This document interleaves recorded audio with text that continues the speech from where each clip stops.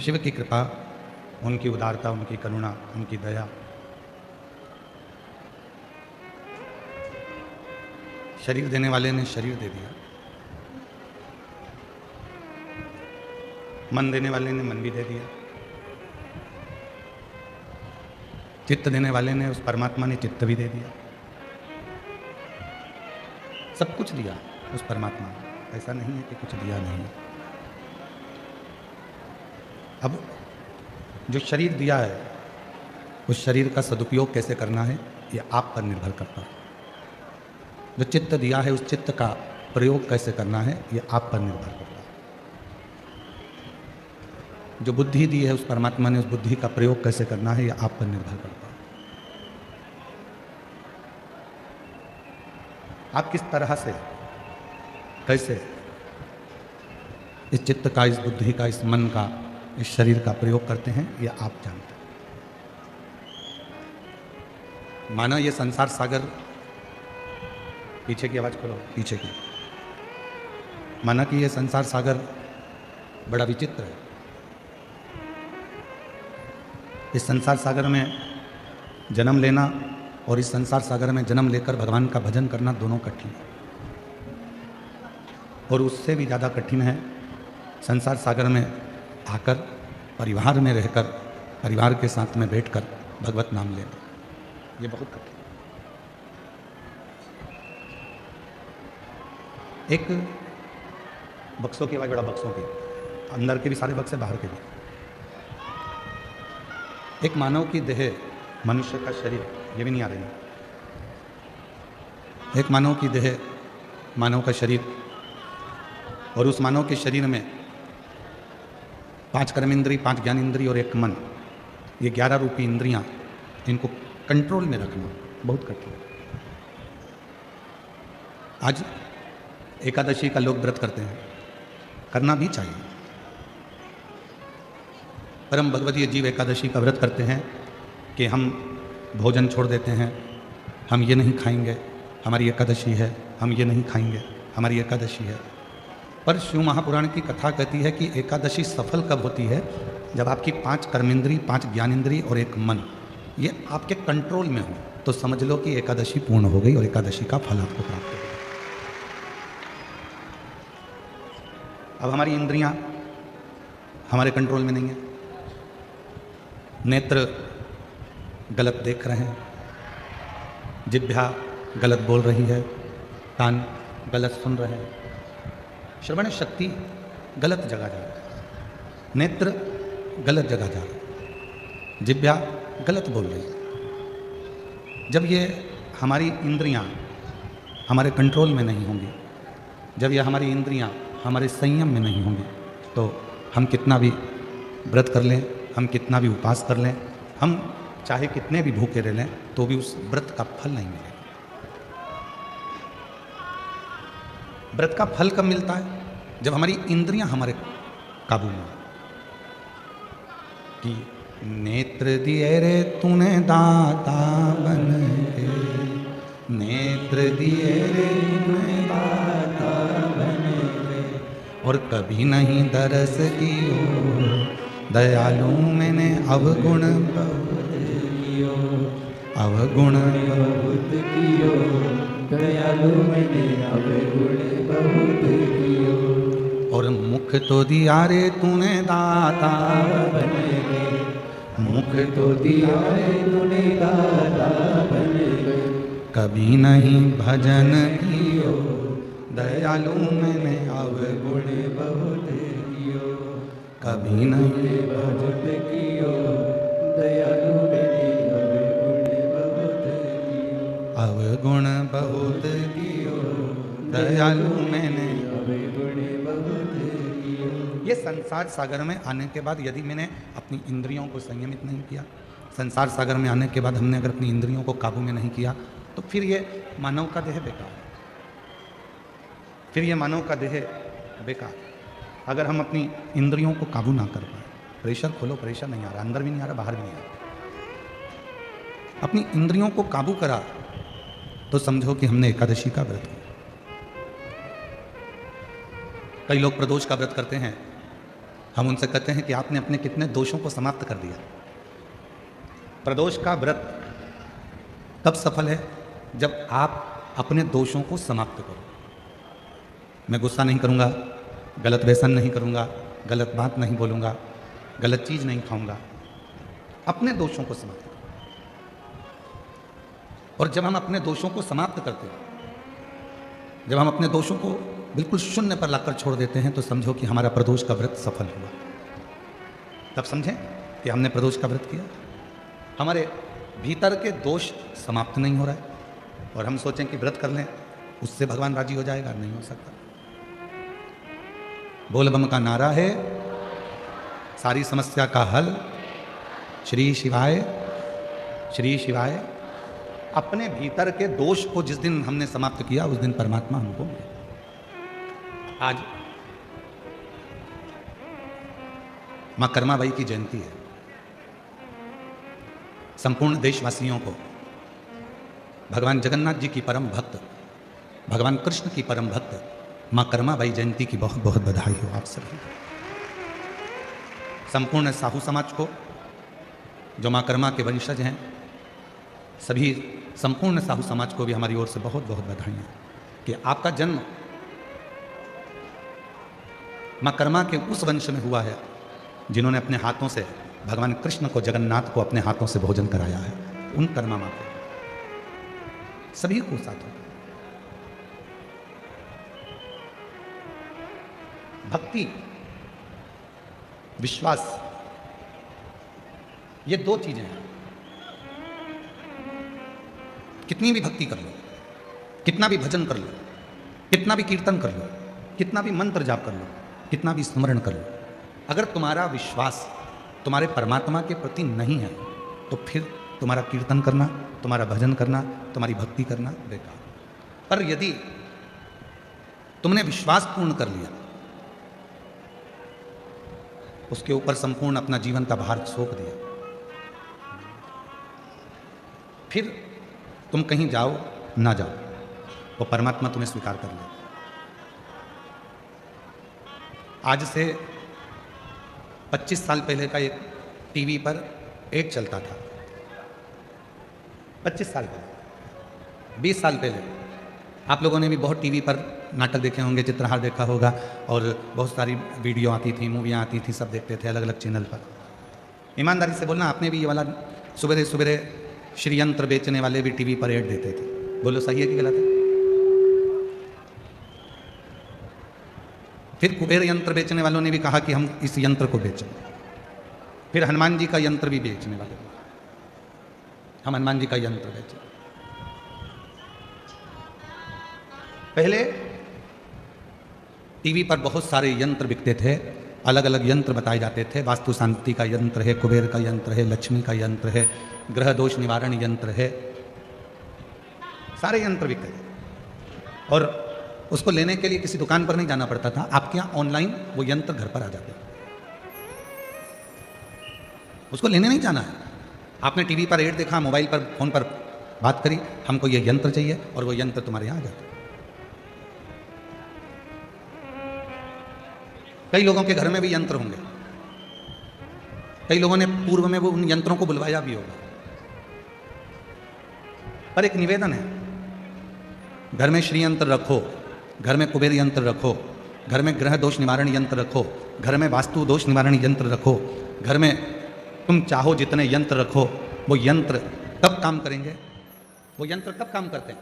जब तुम्हारे यहाँ षड्यंत्र ना हो। जिस घर में षड्यंत्र होता है, उस घर में यंत्र भी काम नहीं।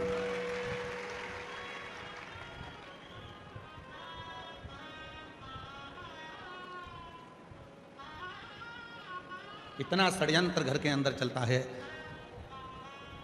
कोई ये भड़काएगा, कोई वो भड़काएगा, कोई कुछ कहकर जाएगा, कोई कुछ कहकर जाएगा, कोई कुछ बोल कर जाएगा। भाई भाई में षड्यंत्र चल रहा है, बहन भाई में षड्यंत्र चल रहा है, बहू सास में षड्यंत्र चल रहा है, देवरानी जेठानी में षड्यंत्र चल रहा है, पड़ोसी अड़ोसी धड़ोसी सब में षड्यंत्र चल रहा है। अब ईमानदारी से बोलो, इतने षड्यंत्र यदि घर में इतने षड्यंत्र चलेंगे तो कोई यंत्र तुम्हारे यहाँ काम करेगा? अरे बोलो तो जम के, नहीं कर सकते। षड्यंत्र घर में चलना बंद हो जाए, बहू सास का षड्यंत्र चलना बंद हो जाए, ननंद भाभी का षड्यंत्र चलना बंद हो जाए, बेटी माँ का षड्यंत्र चलना बंद हो जाए, बाप बेटे का षड्यंत्र चलना बंद हो जाए, भाई भाई का षड्यंत्र चलना बंद हो जाए, रिश्तेदारों का एक दूसरे के प्रति षड्यंत्र चलना बंद हो जाए। जो ये षड्यंत्र चलता है तो कोई यंत्र भी काम नहीं करता। यंत्र कब काम करेगा? जब आप षड्यंत्र से दूर हो।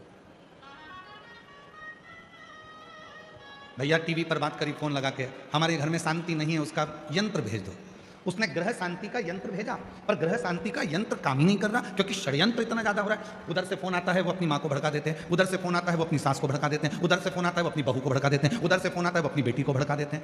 षड्यंत्र इतना चल रहा है कि ग्रह शांति यंत्र भी काम नहीं करता।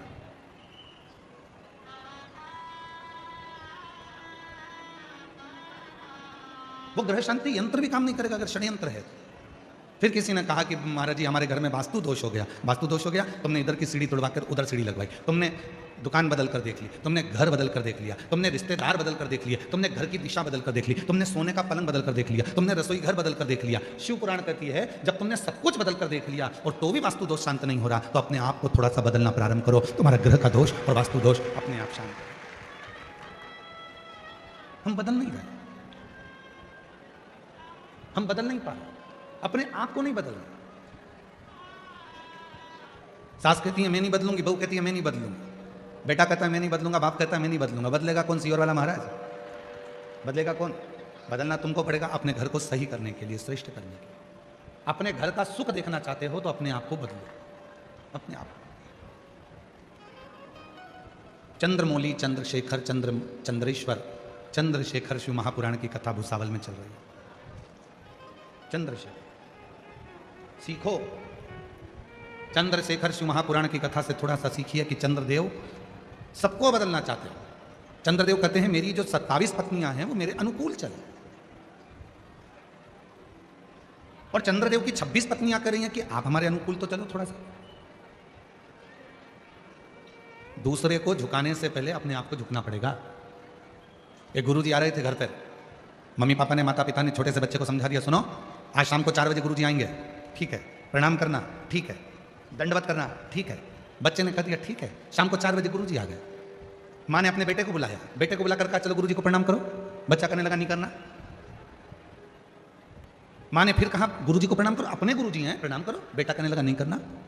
इतने में माँ ने फिर बेटे को बुलाया, गुरुजी को प्रणाम करो, नहीं करना। माँ ने 2 थप्पड़ दिए, गुरुजी हैं प्रणाम कर, नहीं करना। पिताजी आए, पिताजी ने कहा बेटा अपने गुरुजी हैं प्रणाम करो, नहीं करना। गुरुजी हैं अपने प्रणाम करो, नहीं करना। पिताजी ने भी 2 थप्पड़ दिए। इतने में गुरुजी ने कहा क्यों मार रहे हो?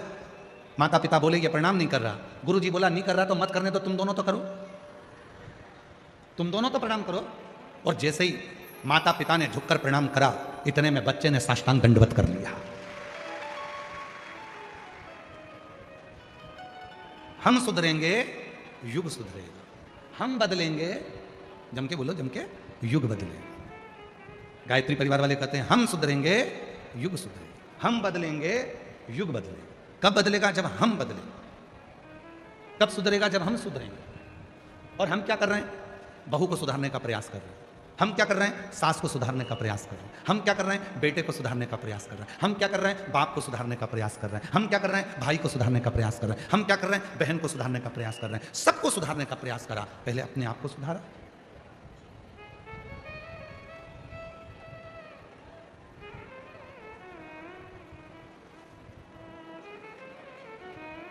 एक प्रवचन देना सरल है, पर प्रवचन देने वाले को भी प्रवचन अपनी जिंदगी में उतारना कठिन है। कथा कहना सरल है, पर कथाकार को कथा अपने अंदर उतारना कठिन है।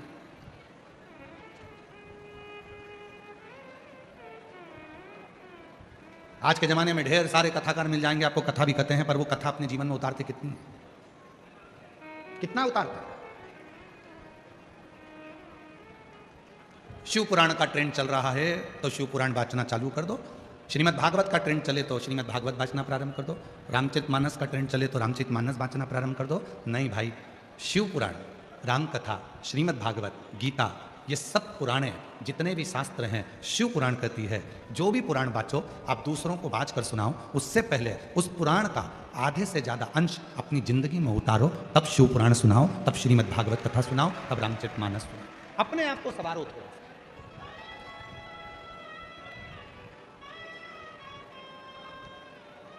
कितना सुंदर प्रसंग है। एक पंडित जी कथा सुनाने गए,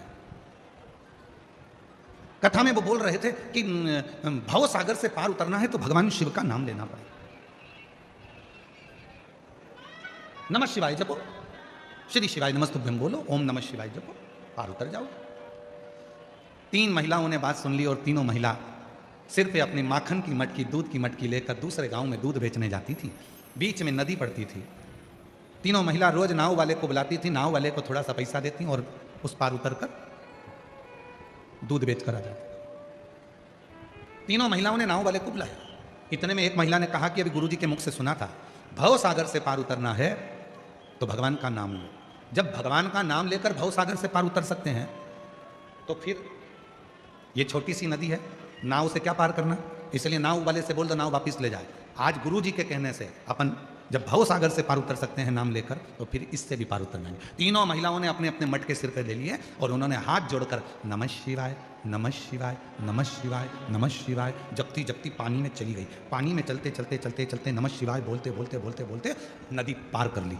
नदी पार उतर गई। तीनों ने कहा गजब के गुरुजी हैं, उन्होंने कहा था कि भगवान का नाम लो भव सागर पार उतर जाओगे। अपना तो 1 रुपया नहीं लगा और अपन नदी भी पार उतर गए। अब रोज वो वैसे ही जाना आना करते।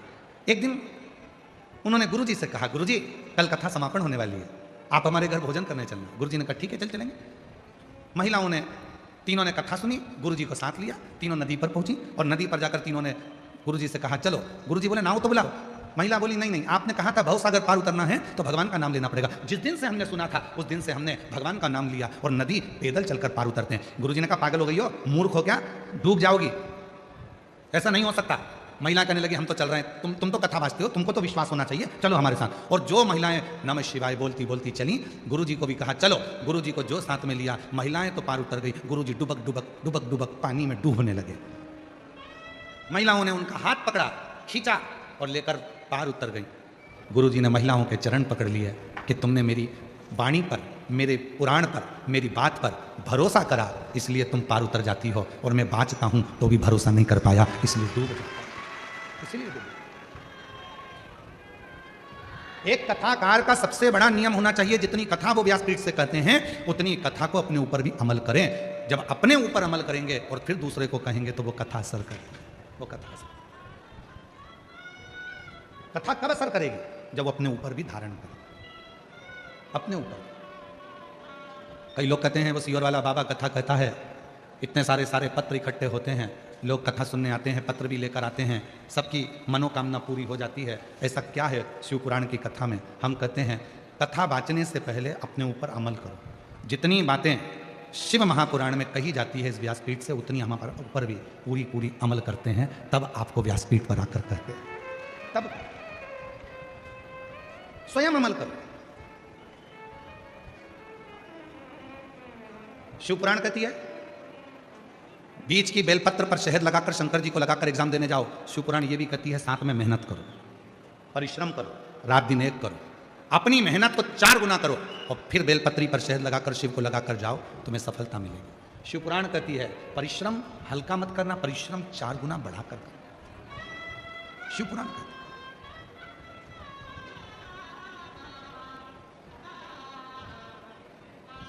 मेहनत करी आप लोगों ने यहां आने में, पार्किंग में गाड़ी रोक दी, सिर पर बैग रख लिया, लेकर चल दिया पैदल पैदल पैदल पैदल। परिश्रम करा आपने, मेहनत करी आपने, तो आप कथा के पंडाल तक पहुंचे।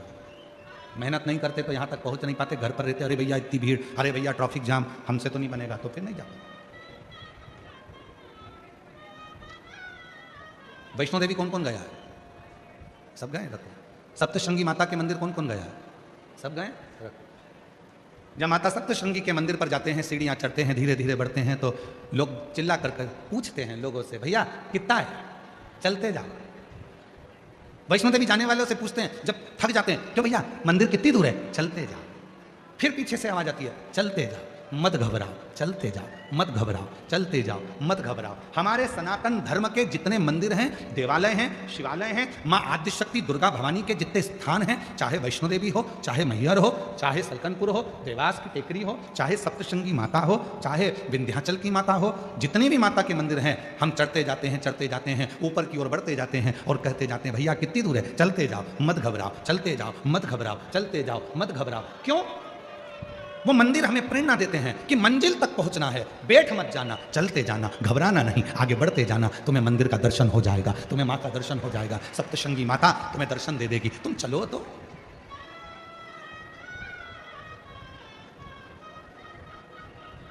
नूतन वर्ष आ रहा है, चैत्र से हमारे सनातन धर्म का हिंदू पारंपरिक नूतन वर्ष प्रारंभ हो रहा है। आप सभी को, देशवासियों को, हमारे नूतन संवत्सर की, नूतन वर्ष की संपूर्ण देशवासियों को बहुत बहुत बधाई, गुरु प्रणाम। नूतन वर्ष आ रहा है, ऐसे वर्ष आते भी रहते हैं, जाते भी रहते हैं, आते रहते हैं, जाते रहते हैं, कितने वर्ष ऐसे निकलते चले जा रहे हैं। हम हमेशा कहते हैं नूतन वर्ष आ रहा है, अपनी नूतन सोच तो लाओ, नूतन विचार तो लाओ, नूतन अपना परिश्रम तो करो, अपनी मेहनत तो करो, अपना परिश्रम अपनी नूतनता के साथ बढ़ो। तो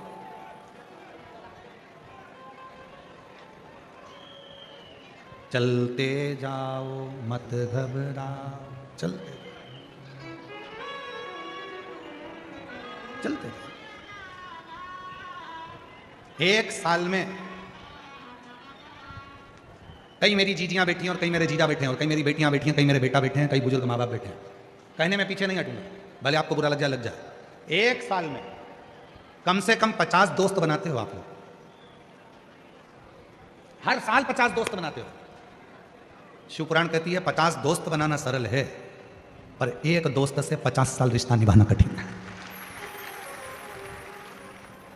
हर साल 50 दोस्त बनाते हो, पर शिव पुराण की कथा कहती है कि 50 दोस्त बनाना सरल है, पर एक दोस्त से 50 साल तक रिश्ता निभाना, 50 साल तक दोस्ती निभाना कठिन है, बहुत कठिन।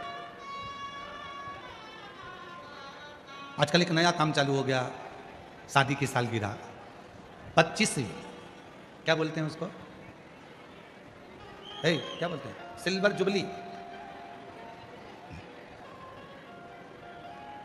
और फिर 50वीं गोल्डन जुबली। बरमाला पहना रहे हैं एक दूसरे को, घोड़ी पे चढ़ के आ रहे हैं, रिसेप्शन हो रहा है। हमारे एक यजमान है सीहोर में, श्री राजेंद्र जी अग्रवाल ब्यावरा वाले, उनकी शादी की सालगिरह थी 50 में। उनके बेटे रवि, रितेश, ये सब आए, कमलेश जी, शैलेश जी बैठे। उन्होंने कहा गुरुजी, हमारे काका जी की, ये रवि रितेश की पिताजी की शादी की सालगिरह है 50वीं गोल्डन जुबली। हमने कहा बहुत बढ़िया, आपको बधाई है, 50 साल शादी के हो गए। कहा हमारा मन है कि हम इसको इस तरह से मनाएं, शादी के फंक्शन जैसा। हमने कहा शादी के फंक्शन तो पूर्व में हो चुके हैं, अब मनाना है तो कहीं भगवान की कथा कराकर, कहीं भगवान का भजन कराकर, कहीं भगवान का स्मरण कराकर, कहीं रुक्मणी मंगल कराकर, कहीं कृष्ण मंगल की लीलाएं गाकर, फिर आप अपनी शादी की सालगिरह मनाएं। फिर उन्होंने वैसी की वैसी ही मनाई, रुक्मणी मंगल कथा रखी, भगवत भजन रखा, स्मरण रखा, और वैसी ही मनाओ। बच्चों का जन्मदिन भी मनाओ, हम मना नहीं करेंगे, हैप्पी बर्थडे टू यू, हमारी तरफ से तुम्हें बधाई हो। शादी की सालगिरह भी मनाओ, मना नहीं है। सिल्वर जुबली, गोल्डन जुबली, तुम्हारी जो जुबली और चुगली जो भी है तुम सब मनाओ, मना नहीं है। पर निवेदन है उस जुबली के साथ में, उस जुबली के साथ में किसी प्राचीन मंदिर में, तुम्हारे गांव के मंदिर में, तुम्हारे शहर के मंदिर में, कहीं मत जाओ, अपने भुसावल के मंदिर में, अपने शहर के मंदिर में, अपने जलगांव के मंदिर में, अपने गांव के मंदिर में, किसी मंदिर में जाकर जो तुम सिल्वर और गोल्डन जुबली मनाना चाहते हो, उस दिन उस मंदिर की पुताई करवा, सफाई करवा, मंदिर का डेकोरेशन करवा और शिव जी का अभिषेक करवा, तो सिल्वर जुबली, तो गोल्डन जुबली। एक संकल्प लो, मैं अपना जन्मदिन कैसे मनाऊंगा। आज से नियम ले लो भुसावल वालों, और आज से नियम ले लें पूरे सनातनी जितने कथा श्रवण कर रहे हैं। अपना जन्मदिन आए, 500 रुपए का केक लाना, 1000 रुपए का केक लाना उससे अच्छा है 500 रुपए की पेंट की बाल्टी लेना, कलर की बाल्टी लेना, और कोई पुराना मंदिर तुम्हारे गांव में हो जिसमें धूल जम रही हो, उसको साफ कर कर, पुताई कर कर, उसको रंगीन कर देना। तुम्हारा 500 रुपए का केक आधे घंटे में समाप्त हो जाएगा, मुंह पे मलेंगे भूत हो जाओगे। वो 500 रुपए का केक 15 मिनट में उड़ जाएगा। पर आज एक नियम बनाओ कि हमारे घर पर जब भी जन्मदिन आएगा, शादी की सालगिरह होगी, हमारे गांव में, हमारे नगर में, हम जिस गांव में रहते हैं वहां का कोई मंदिर हम देखेंगे, उस मंदिर में कोई पेंट हम खुद अपने हाथों से पुताई कर देंगे। अपने घर की पुताई करते हैं तो वहां नहीं कर सकते। सफाई का भी एक दृष्टांत, एक कथा है बहुत अच्छी, देखो।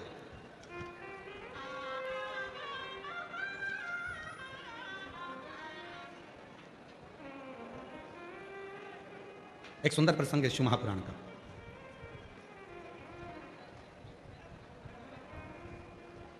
लिंग पुराण में ये वर्णन आता है, बड़े सुंदर प्रसंग को सुनिए।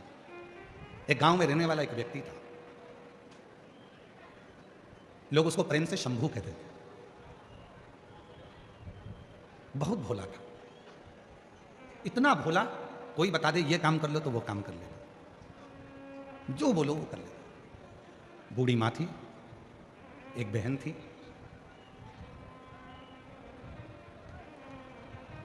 माँ को वो काम पर नहीं जाने देता, बहन को वो काम पर नहीं जाने देता, खुद काम करता। भोला था, पढ़ा लिखा नहीं था, अनपढ़ था, विद्या नहीं थी, इतना विद्वान भी नहीं था, इतना विद्वान, पढ़ा लिखा। काम क्या मिलता? किसी पेट्रोल पंप पर भी काम करना है तो थोड़ा पढ़ा लिखा होना जरूरी है, पैसा मिलेगा तो उसको संभाल के रखना है। किसी ऑफिस में काम करना है तो पढ़ा लिखा होना जरूरी है, किसी स्थान पर काम करना है तो पढ़ा लिखा होना जरूरी है।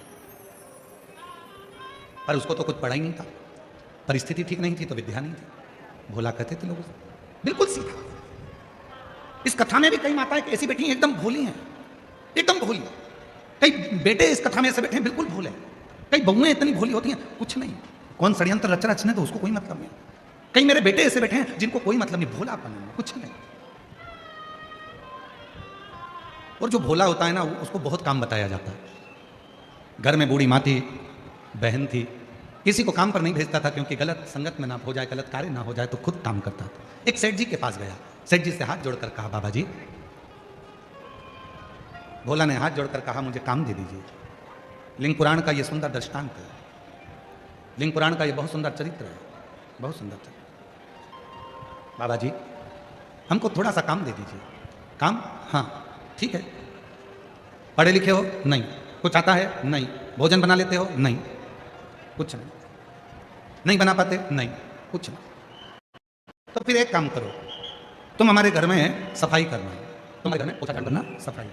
ठीक है, झाड़ू पोछा कर लेंगे, सफाई कर लेंगे। और मैंने तेरे ही भरोसे बाबा, तेरे ही भरोसे हवा बिच उड़ती जागी बाबा, डोर हर तो छड़ी ना कटी जागी। भोले मैं तेरी कदम, शंभू मैं तेरी कदम, हवा बिच उड़ती जागी बाबा, डोर हर तो छड़ी ना कटी जागी। बहुत भोला।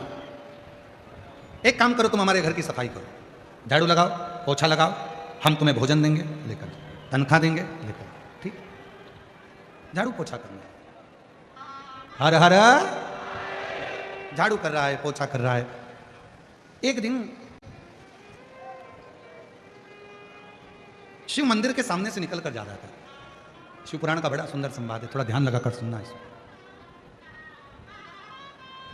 कहते हैं शिव भक्त की कथा सुनने में स्वयं शिव ही आनंद देते हैं, इसीलिए थोड़ा सावधानी से सुनना। शिव मंदिर के सामने से निकलकर जा रहा था। मंदिर में देखा बहुत कचरा है, बहुत सारी गंदगी हो रही है, लोग चढ़ाकर फूल चढ़े जाते हैं, पानी इधर उधर ढुल जाते हैं, सफाई नहीं करता। वो भोला मंदिर में चले गया, सेठ जी के यहाँ जाने से पहले वहां सफाई करी, फिर गया।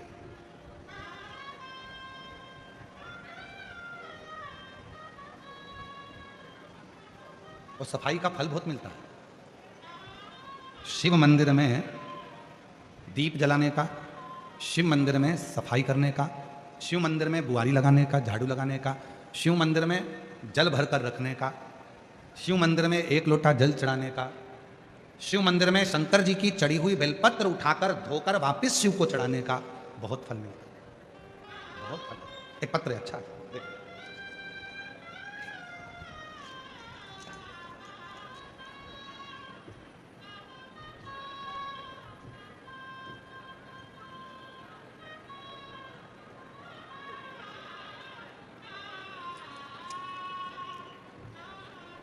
मैं संजय पंडरीनाथ किरोचे, मैं शाहपुर जिला बुरहानपुर का निवासी हूँ।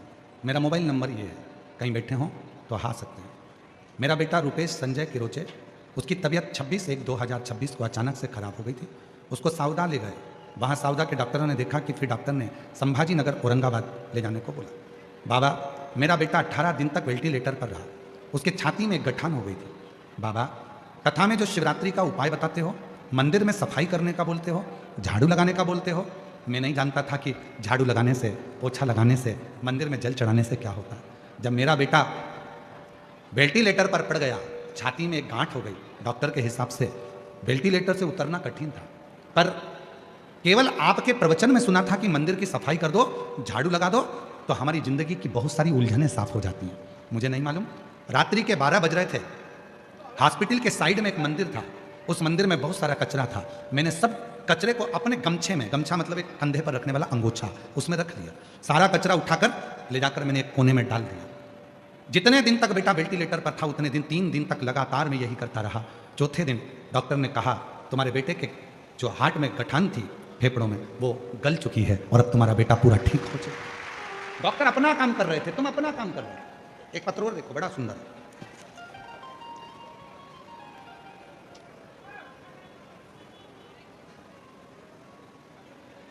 महादेव पंडरी बिराजदार, गांव खरोसा, तहसील ओसा, जिला लातूर, महाराष्ट्र से हैं। मैं नमन करता हूं। कागज पर तो बस शब्द हैं, असली प्रार्थना तो मेरे आंसुओं और धड़कनों में है। मेरी मैया आपके भरोसे है, इसे, मेरी नैया आपके भरोसे है, इसे पार लगाना आपका। गुरुदेव शिव भोलेनाथ मेरा बेटा नरसिंह राव महादेव बिराजदार 30/4/2024 से इंडियन आर्मी का एग्जाम दे रहा है, पर क्लियर नहीं होता। बहुत हार चुका था, सोच लिया था कि अब कुछ नहीं करेगा। आपके कहने पर मेरा बेटा मंदिर में जल चढ़ाने जाने लगा, सफाई करने लगा, मंदिर की झाड़ पोछ करने लगा। मुझे नहीं मालूम उसका फल क्या मिलता है। आज बाबा को धन्यवाद देने के लिए बैठा हूं कि मेरे बेटे का सिलेक्शन इंडियन आर्मी में हो गया और बाबा की कृपा से इस सिक्किम में उसकी ट्रेनिंग चल रही है। सिक्किम में ट्रेनिंग क्या मिलेगा? आए हैं, आ जाओ आ जाओ आ जाओ आ जाओ आ जाओ। एक पत्र और है, देखिए।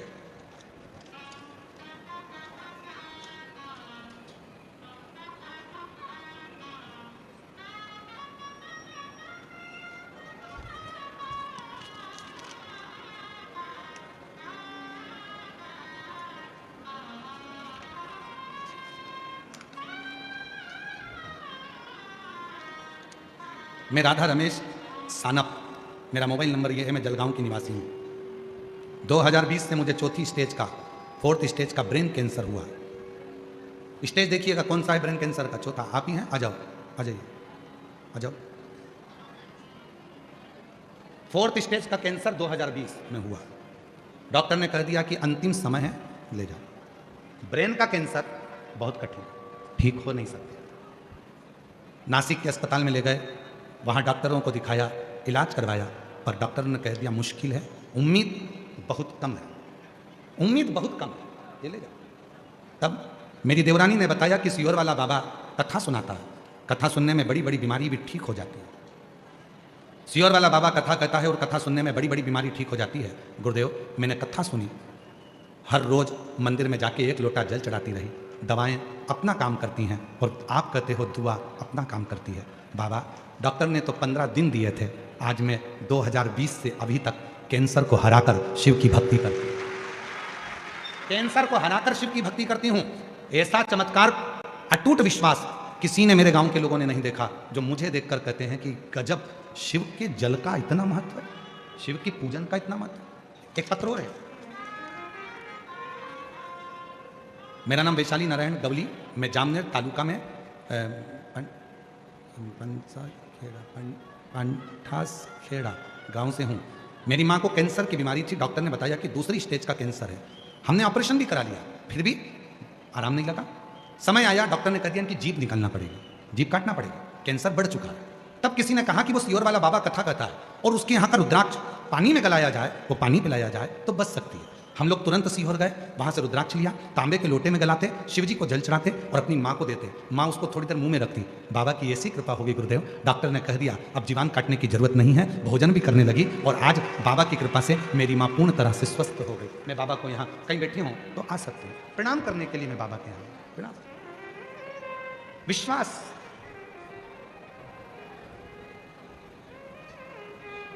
जो जैसी भावना, बोलो बोलो, आप भी बोलो, सब बोलो, जितने बैठे हो, बाहर बैठे, अंदर बैठे, जहां बैठे, छाता लगाकर बैठे, दुकानों में बैठे, चाहे गाड़ियों में बैठे, सब बोलो, जो जैसी भावना वो वैसा ही फल पाया, नहीं खालियों से लौटाया, वो मन ही मन हर्षाया, और कर दिया माला लुटा दिया। आप जिस भावना से आए, ये कथा तो कल सवेरे 8 बजे से 11 बजे तक भुसावल की भूमि पर कल कथा विराम हो जाएगी, टीवी पर वही 2 बजे से 5 बजे तक आएगी।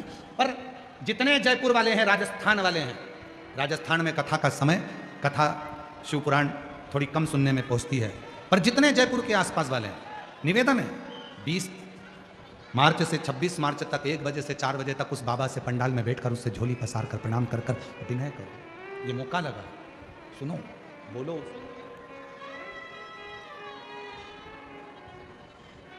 किससे? ऐसे दयालु नाथ से रिश्ता बनाए, ऐसे दयालु नाथ से रिश्ता बनाए। कैंसर से जीती है, एक बार जोरदार ताली बजाओ। 4th स्टेज से 2020 से लड़ रही है, और शिव का पहुंच गई सीहोर कुबरेश्वर धाम, और वहाँ का रुद्राक्ष लेकर आ गई। उसी रुद्राक्ष का जल शिव जी को चढ़ाकर पीना चालू कर दिया, मुख में रख लेती, और 4th स्टेज के कैंसर को हराकर बाबा की प्रार्थना शिव तक।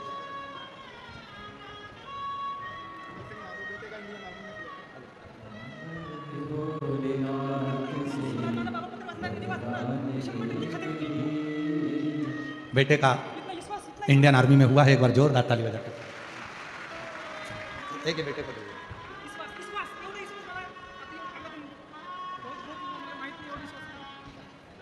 कह रहे हैं विश्वास इतना हो गया बेटे को कि बाबा है, और जो कथा सुनता है बाबा उसकी झोली भरता है, ये निश्चित।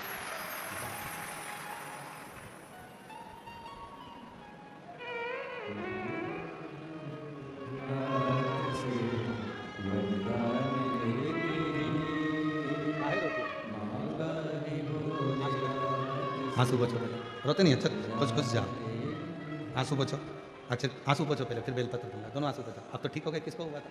अब ठीक है ना बेटा, फिर काहे रोना? अब तो बाबा अच्छा कर दिया है, बाबा पर भरोसा है।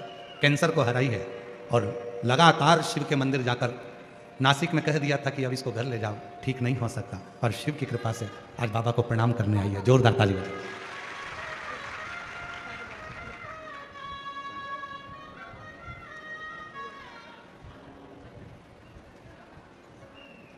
महादेव नमन चरणों में स्वीकार कीजिए, सबका किया है मेरा भी उद्धार कीजिए, उद्धार कीजिए।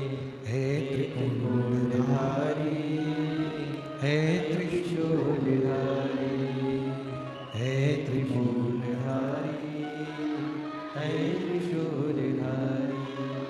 चरणों में तेरे बाबा जी पावन है चारों धाम, चरणों में तेरे बाबा जी पावन है चारों धाम। तेरी देव करते वंदना पूजे सीताराम, तेरी देव करते वंदना पूजे सीताराम।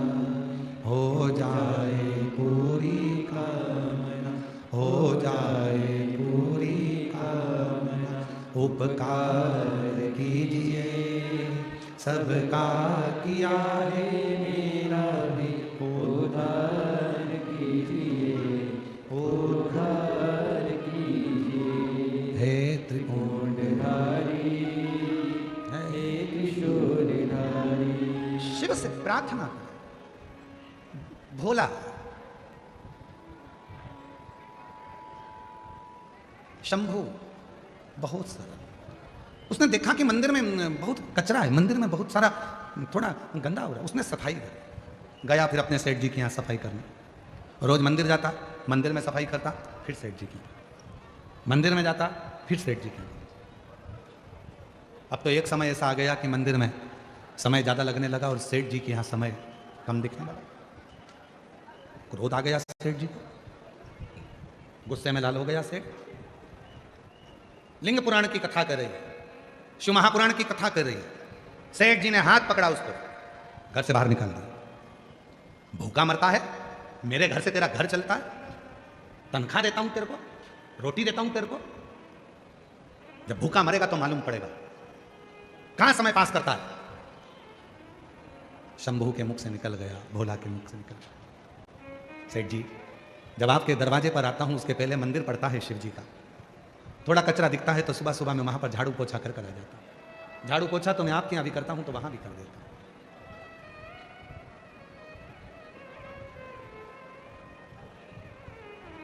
सेठ जी ने कहा, तनख्वाह देता है मंदिर में कोई?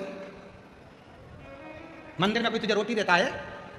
नहीं सेठ जी, तनख्वाह तो आपके यहां से मिलती है, वहां तो बस फ्री में पोछा लगाकर झाड़ू लगाकर आ जाता हूं। जब वहां कोई मंदिर में तनख्वाह नहीं देता, तुझे कुछ नहीं देता, तो झाड़ू पोछा क्यों करता है? कल से मंदिर गया तो यहां मत आ, काम पूरा कर। उसने हाथ जोड़कर कहा, सेठ जी ठीक है। दूसरा दिन फिर हुआ, उसका मन नहीं माना, मंदिर में थोड़ा और जल्दी उठकर चले गए। अब सेठ जी का भी काम करता है, वहां का भी काम करता है। एक दिन सेठ जी ने देख लिया मंदिर जाना नहीं छोड़ा, चले जाता है, मक्कारी करता है मेरे यहाँ को। और सेठ जी ने धक्के मारकर निकाल दिया। शंभू, भोला, आज घर पर गया, भूखी थी माँ बहन, आज कुछ लाए नहीं। शंभू नहीं, भोला कुछ लाया नहीं? नहीं। क्यों? सेठ जी ने काम से निकाल दिया। क्यों? मंदिर जाता था, झाड़ू पोछा कर देता था, फिर सेठ जी के यहाँ चले जाता था। सेठ जी को अच्छा नहीं।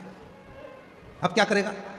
भोला के मुख से निकल गया, सेठ जी के यहाँ करता था तो सेठ जी तनख्वाह देते थे, शंकर जी के यहाँ करता हूं तो शंकर जी तनख्वाह देंगे। तनख्वाह शिव देगा, तनख्वाह और कोई नहीं देगा, मेरा शिव देगा। तुम्हें लगता है कि हम किसी दुकान पर काम करते हैं तो वो हमको तनख्वाह देता होगा, पर जो भगवान शंकर के मंदिर में एक लोटा जल चढ़ाना प्रारंभ कर देता है, जो श्री शिवाय नमस्तुभ्यम बोलना प्रारंभ कर देता है, जिसके दरवाजे पर श्री शिवाय नमस्तुभ्यम लिखा होता है, उसकी तनख्वाह स्वयं महादेव देना प्रारंभ कर देते हैं, शिव देते।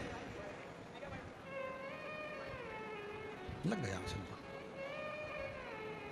जब से तेरा गुलाम हो गया, तब से मेरा भी नाम हो गया। जब से तेरा गुलाम हो गया, तब से मेरा भी नाम हो गया। वरना औकात क्या थी सबसे बढ़िया है, सबसे भोले बाबा तेरी नौकरी सबसे बढ़िया है, सबसे तेरे दरवाजे की चाकरी सबसे बढ़िया है, सबसे उसकी नौकरी करो। एक लोटा जल चढ़ा रहे, नौकरी है उसकी। शिव मंदिर में जा रहे, नौकरी है उसकी। झाड़ू लगा रहे, नौकरी है उसकी। वो हाथ में आकर पैसा नहीं देगा पर तेरी विपदा को उठा देगा। वो हाथ में आकर तनख्वाह नहीं देगा पर तेरी आने वाली विपदा को, तेरे आने वाले दुख को समाप्त कर देगा। वो भले तेरे अकाउंट में पैसा नहीं देगा, याद रखना, दूसरे के यहां नौकरी कर रहे हो तो तुम्हारे बैंक का बैलेंस बढ़ रहा है, पर शिव के दरवाजे की नौकरी कर रहे हो तो तुम्हारी आनंद का बैलेंस बढ़ रहा है। आनंद का वो हाथ में नहीं देगा पर दुख की घड़ी में वो आकर खड़ा हो जाए, दुख की तकलीफ की घड़ी में वो आकर खड़ा हो जाए।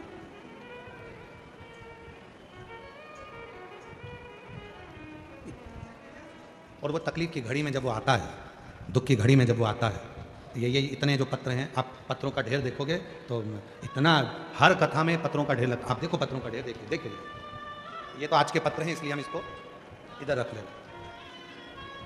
पत्र दो जरा, और बहुत सारे पत्र तो हम पढ़ ही नहीं पाते। पत्र लाइए,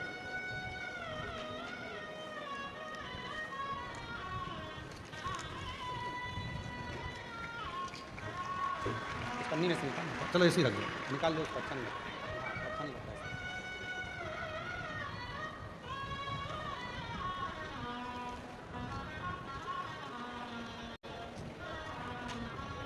तो एक जन ही खड़े पकड़, एक जन यहीं खड़े पकड़।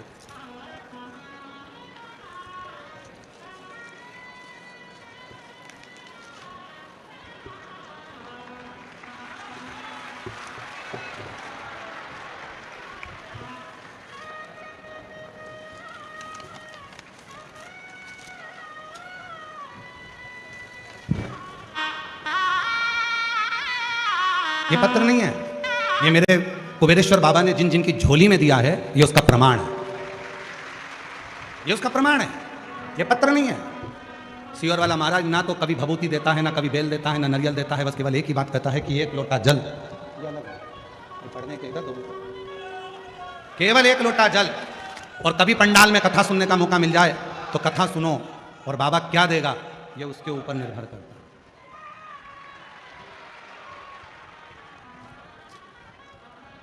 ये पत्र है, और ये पत्र नहीं, ये विश्वास है शिव का, शिव भक्तों का। और आज भी इस भुसावल की पवित्र धरा पर कहकर जा रहे हैं, अगर दिल से कथा सुनी है तो 3 महीने में पत्र व्यासपीठ पर तुम्हारा भी आएगा। ये पत्र है।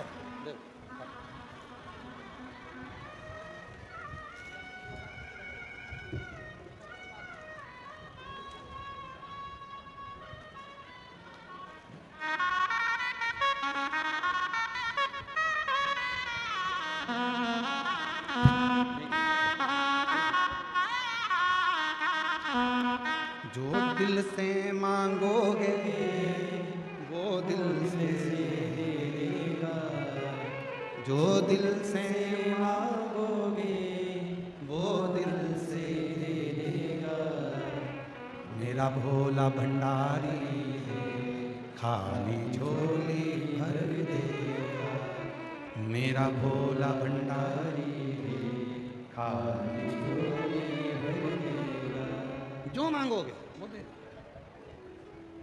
मस्तक पे चंदा है उजियारा कर देगा, मस्तक पे चंदा है उजियारा कर देगा।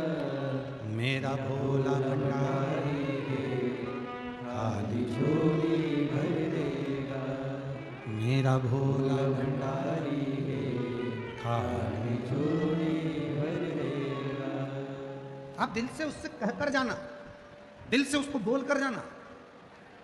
जो कामना लेकर आए हो, धूप में बैठे हो, उससे एक आस लगाकर बैठे हो, सुनेगा, धारण करेगा, देख। विश्वास, भरोसा, इतना भरोसा करना मेरे देवाधिदेव महादेव पर, इतना विश्वास करना, ये जानकर विश्वास करना कि मेरी एक एक श्वास पर उसका अधिकार है। एक एक श्वास उसका अधिकार, किसी दूसरे का नहीं। एक एक श्वास पर मेरे शिव का अधिकार। पूर्ण भरोसा। और अब दया करो है भोलेनाथ, मस्त रहूं तेरी मस्ती में। अब दया करो है भोलेनाथ, मस्त रहूं तेरी मस्ती में। अब दया करो है भोलेनाथ, मस्त रहूं तेरी मस्ती में। अब दया करो है भोलेनाथ, मस्त रहूं तेरी मस्ती में। मेरे सिर पर रख दो अपना हाथ, मस्त रहूं तेरी मस्ती में। मेरे सिर पर रख दो अपना हाथ, मस्त रहूं तेरी मस्ती में। अब दया करो है भोलेनाथ, मस्त रहूं तेरी मस्ती में। अब दया करो है भोलेनाथ, मस्त रहूं तेरी मस्ती में।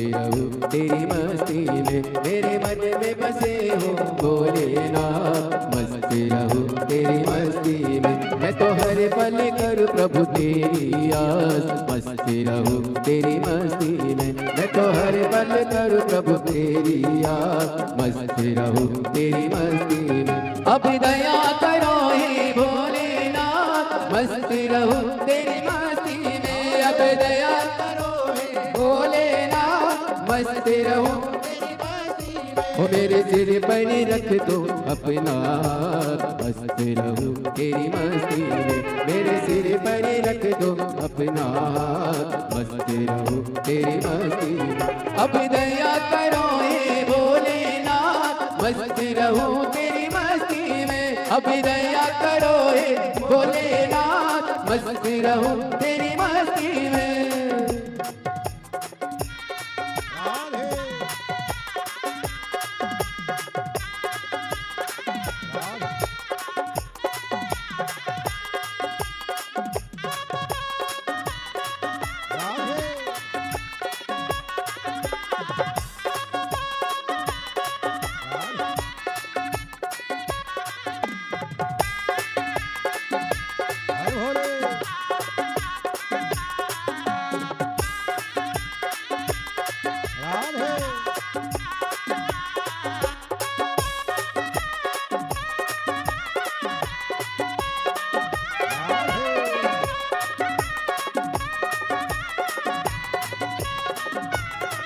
मैं तो मगन हूँ भोले तेरे साथ। मस्त रहूं तेरी मस्ती में, मैं तो मगन हूँ भोले तेरे साथ। मस्त रहूं तेरी मस्ती में, जपो हरे हरे भोले दिन और रात। मस्त रहूं तेरी मस्ती में, जपो हरे हरे भोले दिन और रात। मस्त रहूं तेरी मस्ती में, अब दया करो हे भोलेनाथ। मस्त रहूं तेरी मस्ती में, अब दया करो हे भोलेनाथ। मस्ती रहूं तेरी मस्ती में, मेरे सिर पर रख दो अपना हाथ। मस्ती रहूं तेरी मस्ती में, मेरे सिर पर रख दो अपना हाथ। मस्ती रहूं तेरी मस्ती में, अब दया करो हे भोलेनाथ। मस्ती रहूं तेरी मस्ती में, अब दया करो हे भोलेनाथ। मस्ती रहूं तेरी मस्ती में।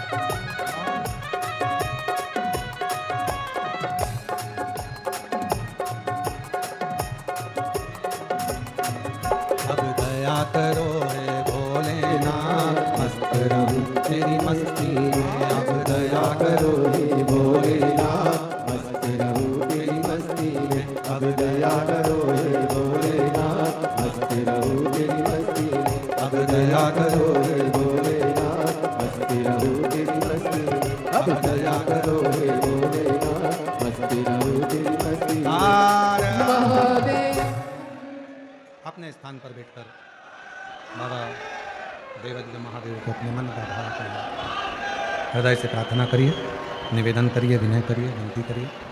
जहाँ जगह मिले वहाँ बैठकर बाबा को अपने मन का भाव करें, हृदय से प्रार्थना करें। आज कथा की शिवरात्रि है, बहुत दूर दूर से आप लोग आए हैं। बाबा को अपने मन का भाव करें, हृदय से प्रार्थना करें, निवेदन करें, विनती करें, विनय करें। कथा की शिवरात्रि है, जहाँ जगह मिले वहाँ बैठकर बाबा को अपने मन का भाव कहिए, प्रार्थना करिए। ये कथा जो 16 मार्च तक भुसावल में चल रही है, कल सुबह 8 बजे से 11 बजे तक, कल सुबह 8 से 11 बजे तक कथा हो जाएगी। टीवी पर दोपहर में 2 बजे से 5 बजे तक कथा का रसपान श्रवण करेंगे। फिर 20 मार्च से प्रेशर बढ़ा, अंदर का प्रेशर नहीं आ रहा है। 20 मार्च से 26 मार्च तक जयपुर राजस्थान में शिव महापुराण की कथा 1 बजे से 4 बजे तक रहेगी। फिर 30 मार्च से 5 अप्रैल तक 30 मार्च से 5 अप्रैल तक आरणी यवतमाल में शिव महापुराण की कथा रहेगी। फिर 8 अप्रैल से 14 अप्रैल तक, प्रेशर नहीं आ रहा है, 8 अप्रैल से 14 अप्रैल तक भीलवाड़ा राजस्थान में शिव महापुराण की कथा रहेगी। फिर 17 अप्रैल से 23 अप्रैल तक दिल्ली में शिव महापुराण की कथा रहेगी। जो जहाँ बैठे हैं वहीं बैठकर बाबा को अपने मन का भाव करेंगे, प्रार्थना करेंगे, निवेदन करेंगे। बाबा को शंभु शंभु शंभु शंभु शंभु, बाबा को अपने मन का भाव कहें, प्रार्थना करें, निवेदन करें, विनय करें, विनती करें, हृदय से बाबा को पुकारें, दिल से बाबा को अपने मन का भाव कहें, प्रार्थना करिए, निवेदन करिए, विनय करिए। साथ में बोलिएगा, प्रार्थना करिएगा, सभी लोग साथ में बाबा को अपने मन का भाव कहें, हृदय से प्रार्थना करिएगा, सभी लोग साथ में बोलिएगा।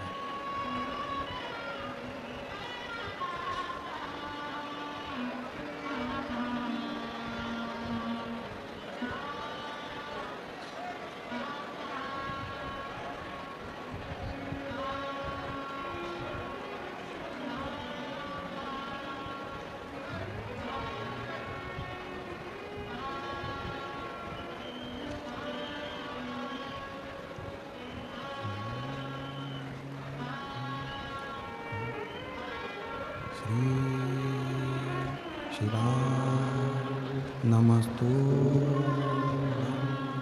श्री शिवाय नमस्तुभ्यं, श्री शिवाय नमस्तुभ्यं, श्री शिवाय नमस्तुभ्यं, श्री शिवाय नमस्तुभ्यं। भोला सब दुख काटो, ओ भोला सब दुख काटो, शिव शंकर जपो तेरी माला, भोले बाबा जपो तेरी माला, भोला सब दुख काटो, ओ भोला सब दुख काटो। वेश मंगल मंगलकारी, वेश मंगलकारी, शमशान वासी हमारा, शमशान वासी हमारा, ओ भोला सब दुख काटो, ओ भोला सब दुख काटो।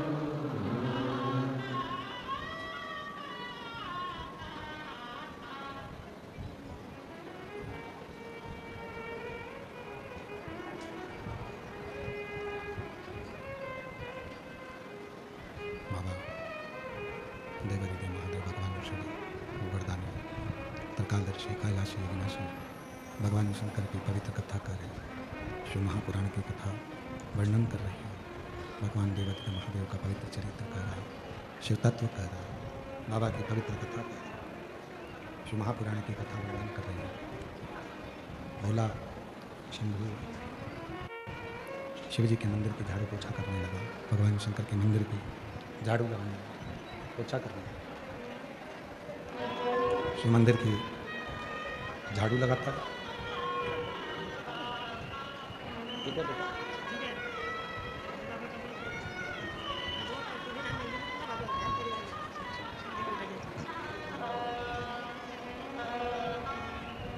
भोला इतना भोला है, शिव मंदिर में जाता है, भगवान शंकर के मंदिर में नित्य झाड़ू, नित्य पोछा, नित्य सेवा रोज करता है, प्रतिदिन।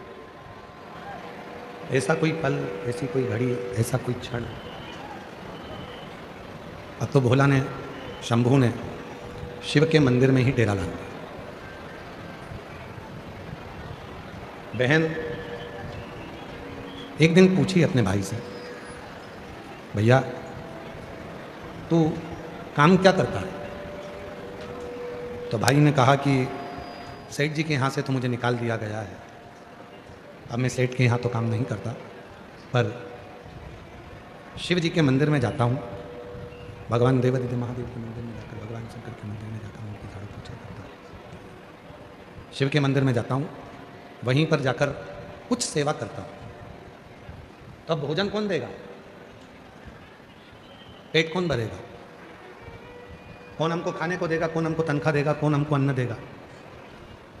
कौन देगा? भोला के मुख से निकल गया, जिसने जन्म दिया है उसने सारी व्यवस्था कर कर हमको यहां रखा है, सारी व्यवस्था।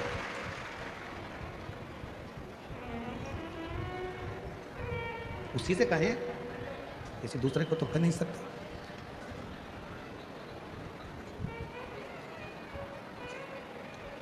मेरा तू ही तो हमदर्द है, जिसे हर दर्द कहता हूँ।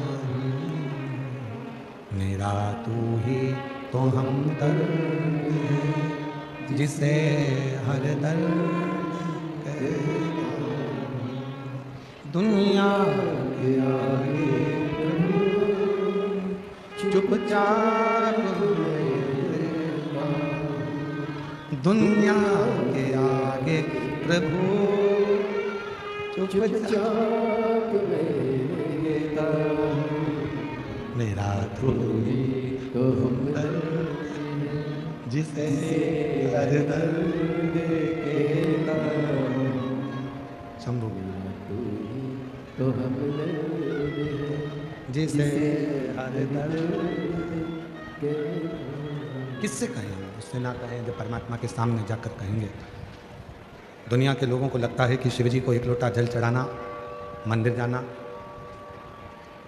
ये थोड़ा सा दुनिया के लोगों को लगता है कि कठिन है, पर शिव महापुराण की कथा कहती है, भगवान शंकर का चरित्र कहता है, जो शिव जी के मंदिर में जाकर एक लोटा जल समर्पित करता है, वो अपने दिल की बात अपने देवादिदेव महादेव से हृदय से कहता है। केवल जल जल नहीं है, एक लोटा जल सारी समस्या का हल। केवल जल नहीं है, ये तुम्हारा कल बदलेगा। केवल जल नहीं है, तुम्हारा आने वाला कल, शिव को चढ़ाया गया जल एक दिन आने वाला कल बदलेगा जो, और उस दिन तुमको समझ में आएगा कि हमने भगवान को एक लोटा जल चढ़ाया तो उसका फल कितना फल उसका, उसका लाभ कितना मिलता है, ये उस दिन समझ में आएगा। भोला शिव जी के मंदिर में सफाई करता है, झाड़ू लगाता है, सेवा करता है। ये शिव के मंदिर में लगा है। और जो बात हमने पहले कथा में कही आज फिर कह रहे हैं, तुम भोलेनाथ जी का एक लोटा जल संभाल लो, वो तुम्हारा घर संभाल लेगा।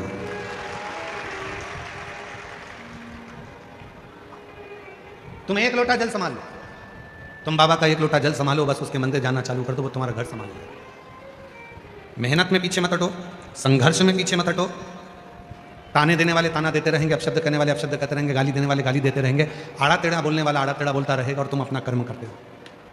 पीछे मत हटो। मेरे शिव ने, भोला ने मंदिर संभाला, शिव जी ने उसका घर संभाला। 4 दिन के भूखे थे माँ और बहन। जब 4 दिन की भूखी माँ और बहन सोच रही है, विचार रही है कि भाई तो शिव जी के मंदिर में लग गया, हमारा भोजन कौन देगा? और प्रभु आपकी कृपा से सब काम हो रहा है, भोले आपकी कृपा से सब काम हो रहा है। करते हो भोले बाबा, मेरा नाम हो रहा है। करते हो भोले बाबा, मेरा नाम हो रहा है। भोले आपकी कृपा से सब काम हो रहा है। आपको लगता है आप कर रहे हो, तुम एक लोटा जल चढ़ाना प्रारंभ करो, श्री शिवाय नमस्तुभ्यम बोलना प्रारंभ करो, शिव के मंदिर जाना चालू करो, शिव पुराण की कथा श्रवण करना प्रारंभ करो, बाकी की व्यवस्था वो करेगा। मेहनत करो, परिश्रम करो, फिर उसके हाथ में छोड़ो। संभालेगा। एक पत्र है, अच्छा है।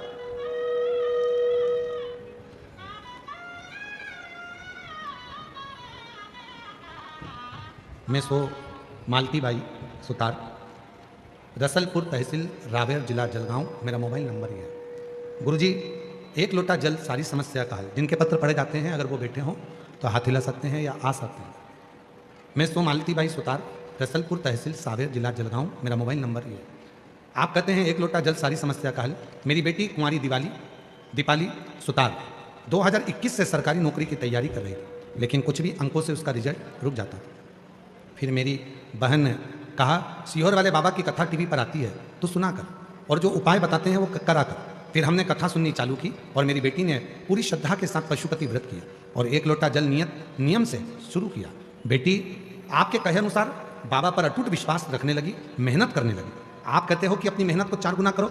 मेरी बेटी ने कह दिया, अब सीहोर वाला बाबा बोला है तो इतना पढ़ूंगी और इतनी मेहनत करूंगी कि रिजल्ट अच्छा आएगा।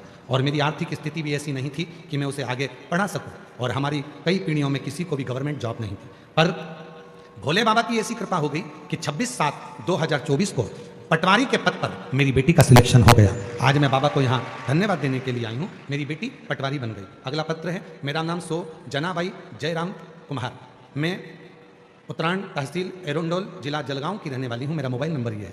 बाबा, मेरा बेटा सरकारी नौकरी के लिए बहुत प्रयास करता था। मुझे मालूम पड़ा कि सीहोर वाला बाबा महाराज कथा करता है और वो कथा सुनने से मन की इच्छा पूरी होती है। जो कथा के पंडाल में पहुंचता है, जो मांगता है वो मिलता है। फिर मैंने टीवी के माध्यम से कथा सुनना प्रारंभ किया। मेरी बहुत इच्छा थी कि मैं पंडाल में बैठकर कथा सुनूं और मेरे बेटे के लिए कुछ मांगूं। तो मैं जलगांव चली गई। जलगांव में बड़नगरी फाटा पर कथा हो रही थी। मैं वहाँ बैठी और बाबा से प्रार्थना करी और बाबा की कृपा ऐसी हुई कि मेरे बेटे ने SSC GD की परीक्षा पास कर ली और मेरे बेटे का BSF सीमा सुरक्षा बल में नियुक्त हो गया। उसका मैं फोटो भी लगा रही हूँ। कहीं बैठी हो तो आ सकती हैं। अगला पत्र है, मेरा नाम किरण चंद्रशेखर धूले, मेरे पति का नाम चंद्रशेखर धूले, मैं अमरावती महाराष्ट्र से हूँ। गुरुदेव, 2004 में मेरे पति के नौकरी के लिए 16 सोमवार का व्रत किया, पशुपति व्रत किया और शिव जी की कथा टीवी पर सुनना प्रारंभ करी। बाबा ने ऐसी कृपा कर दी, मेरे पति की सरकारी नौकरी ST में महामंडल में लग गई।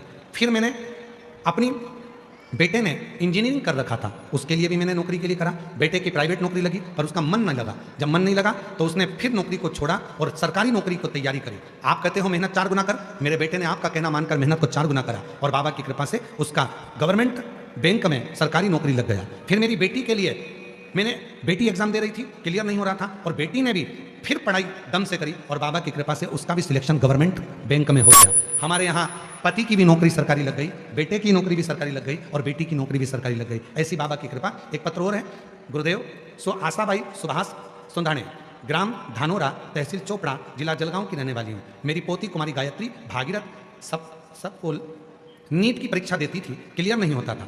मेरी बेटी को किसी ने, सहेली ने बताया, सीहोर वाला बाबा कथा कहता है, अगर पंडाल में जाकर मांगा जाए और वहाँ की मिट्टी लाई जाए तो कार्य होता है। मेरी दादी को मुझे जाने को कहा और मैं पहुँच गई और पंडाल में बरहानपुर में जाकर मैंने विनती करी, वहाँ मिट्टी को नमन किया और बाबा से कहा मेरी पोती का सिलेक्शन नीट एग्जाम में हो जाए। आज बाबा को धन्यवाद देती हूँ कि मेरी बेटी डॉक्टर बन रही है और बाबा की कृपा से डॉक्टर की पढ़ाई कर रही है। मेरी बेटी ने नीट क्लियर कर लिया। मैं बाबा को यहाँ धन्यवाद देने के लिए आई हूँ। अगला पत्र है, मैं पंडरी बिराजदार, गांव खरोसा, तहसील ओसा, जिला लातूर, महाराष्ट्र से हूँ। गुरुदेव, मेरा बेटा 3 साल से सरकारी नौकरी की तैयारी कर रहा था, लेकिन नौकरी नहीं लग रही थी। तब भोलेनाथ ने मेरे बेटे को, बाबा ने ऐसी कृपा करी, उसने जल चढ़ाना प्रारंभ करा और बाबा की कृपा से आज मेरा बेटा इंडियन आर्मी टेक्निकल के पद पर नियुक्त हो गया। मैं बाबा को यहाँ प्रणाम करने के लिए आई हूँ। ऐसे ढेर पत्र शिव के हैं, ढेर पत्र। कितना विश्वास। दुनिया को लगता है एक लोटा जल है, नहीं, वो तुम्हारा आने वाला कल बदल देगा। वो एक लोटा जल तुम रोज मंदिर जाओ, रोज बाबा को चढ़ाओ, दिल से प्रार्थना करो, विनय करो, निवेदन करो। जब बाबा से आप दिल से प्रार्थना करोगे, निवेदन करोगे तो बाबा सुनेगा, सुनता है,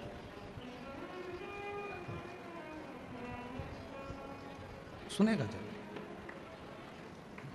मेरा तू ही तो हमदर्द है जिसे हर दर्द कहता हूँ, मेरा तू ही तो हमदर्द है जिसे हर दर्द कहता हूँ।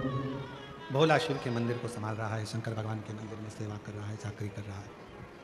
शिव के मंदिर में सेवा में लगा हुआ, चाकरी में लगा हुआ, और उसका घर देवादिदेव महादेव, उसका घर भगवान शिव संभाल रहा। आप उसके आश्रित तो हो। कहना सरल है, हम तो बाबा के भरोसे चलते हैं, पर विश्वास पक्का कर कर देखो, हम बाबा के भरोसे चलते हैं। दृढ़ी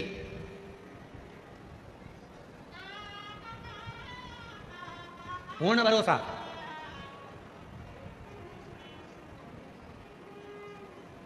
सीहोर वाले महाराज को सुनने के लिए नहीं आए हो आप उस देवादिदेव महादेव से बात करने के लिए आए। सीहोर वाले महाराज को सुनने के लिए तो तुम टीवी के सामने भी बैठ सकते हो, पर पंडाल में यदि आए हो तो अपने बाप से, अपने पिता से, अपने दिल की बात कहने के लिए आए हो, अपने मन की बात कहने के लिए, अपने बाप से शंभू, अपने बाप से, अपने पिता से मन की बात कहने के लिए, हृदय की बात करने के लिए, अपने बाबा से अपने मन की बात करने के लिए।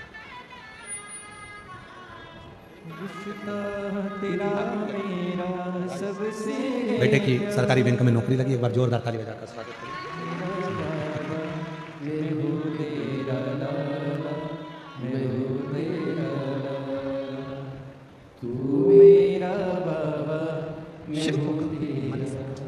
जब हम दिल से बाबा को अपने मन का भाव करते हैं, प्रार्थना करते हैं, विनय करते हैं, निवेदन करते हैं, विनती करते हैं, तो बाबा उसको स्वीकार जरूर करता है, स्वीकार करता है। भोला मंदिर जावे, शिव जी उसके घर जावे। एक भिक्षुक का रूप रख लिया मेरे भोलेनाथ ने, और भिक्षुक का रूप रखकर मेरे भोले बाबा भोला के घर पर पहुंच गए। जिस थाली में भोजन लेकर आई थी बहन, उसी थाली को ऐसा कर दिया मेरे भोलेनाथ ने कि वो थाली खाली ही नहीं होती है और भंडार भरती चली जाती है। शिव उदार है। चंद्रदेव उसको समझ नहीं पाए थे। शिव उदार है, चंद्रदेव उसको समझ नहीं पाए। और केवल चंद्रदेव ने भगवान शिव का अपमान नहीं करा, शिव जी का अपमान करा चंद्रदेव ने, तो शिव ने स्वीकार कर लिया, कोई बात नहीं, अपमान हुआ है, कोई बात नहीं, कोई बात नहीं।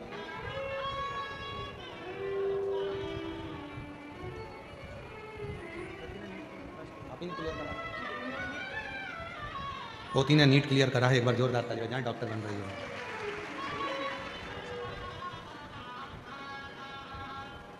चंद्रदेव शिव जी का अपमान करे भरी सभा में, तो भगवान शंकर ने फिर भी स्वीकार किया, कोई बात नहीं है, अपमान किया है, कोई दिक्कत नहीं है, हो गया। पर एक समय ऐसा आया, नंदी भगवान शंकर की पूजन में लगे रहते थे, नंदी भगवान शंकर की आराधना में, साधना में लगे रहते थे, और चंद्रदेव उनको देखकर हंसते थे। जिस पर दुनिया हंसी है उसी ने कमर कसी है, उसी ने कमर कसी है। जिस पर दुनिया हंसी है, लोग कहें तो तेरा ऐसा हो ही नहीं सकता, तो भरोसे से कहूं मैं मेहनत करूंगा, करके बताऊंगा ये होगा। तेरी सरकारी नौकरी नहीं लग सकती, कैसे नहीं लग सकती, मेहनत करूंगा, परिश्रम करूंगा, रात दिन एक कर दूंगा, और शिव जी पे एक लोटा जल चढ़ाऊंगा, लगेगा। परिश्रम, मेहनत। नंदी पर हंसते थे, खूब हंसते थे, नंदी पर हंसा करते चंद्रदेव। और चंद्रदेव जब नंदी पर हंसते,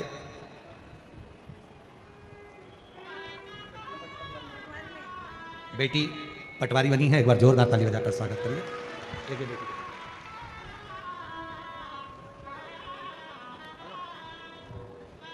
चंद्रदेव नंदी पर हंसते थे, नंदी भगवान शिव की साधना में, नंदी भगवान शंकर की आराधना में लगा। एक दिन चंद्रदेव कभी भी नंदी के सामने नहीं गए, कभी भी। पर आज जब नंदी भगवान शिव की पूजन की तैयारी कर रहा था, भगवान शंकर के पूजन की तैयारी जब नंदी कर रहा था, तब चंद्रदेव वहां आ गए। जो लोग 16 सोमवार का उपवास करे हैं उनको मालूम है। अगर किसी ने 16 सोमवार के व्रत करे हैं क्या? आप लोगों में से किसी ने करें? हाथ उठाओ जरा, जिनने करें करें। अच्छा, जो 16 सोमवार का उपवास करते हैं वो 16 सोमवार की कथा को जानते हैं। राजा ने रानी से कहा था कि शिव जी के पूजन की तैयारी कर दो, और रानी ने दासी को भेज दिया था पूजन की तैयारी करने के लिए। रानी को दर बतर जगह जगह रानी को ठोकर खाना पड़ी थी। शिव महापुराण की कथा कथी है, भगवान शंकर का चरित्र कहता है।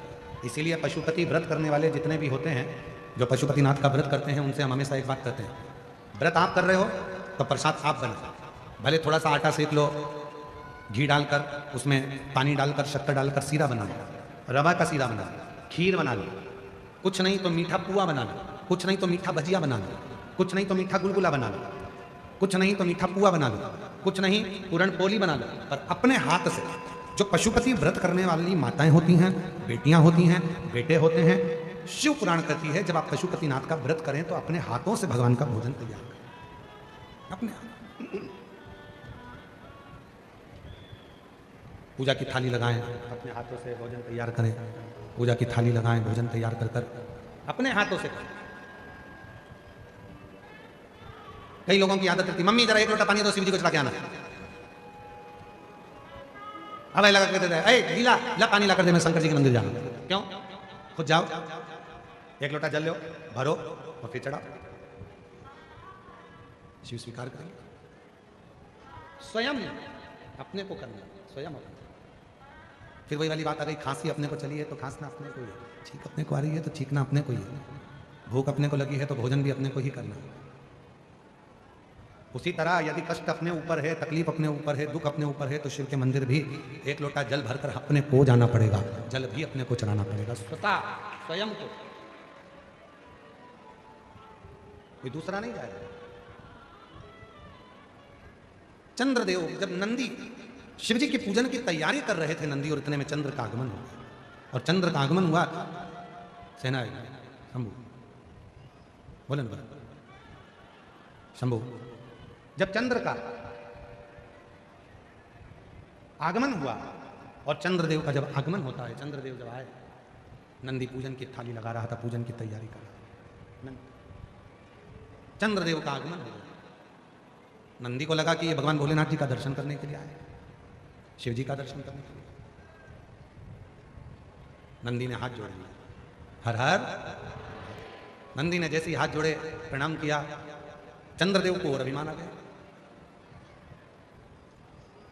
चंद्रदेव को लगा कि मैं बड़ा सुंदर हूं, औषधि का देने वाला हूं, अमृत तत्व को जानने वाला हूं, इसलिए मुझे प्रणाम कर रहा है। पर नंदी ने प्रणाम क्यों किया? शिव महापुराण की कथा कहती है, शिव मंदिर के 3 स्थान ऐसे हैं जहां पर बैठकर केवल बैठ जाओ तो भी फल मिलता है। शिव मंदिर के, शिव धाम के, शंकर के मंदिर के 3 स्थान ऐसे हैं जहां बैठ जाओ, कुछ मत मांगो, कुछ मत बोलो, तो भी फल मिल जाता है। कौन से 3 स्थान बताए?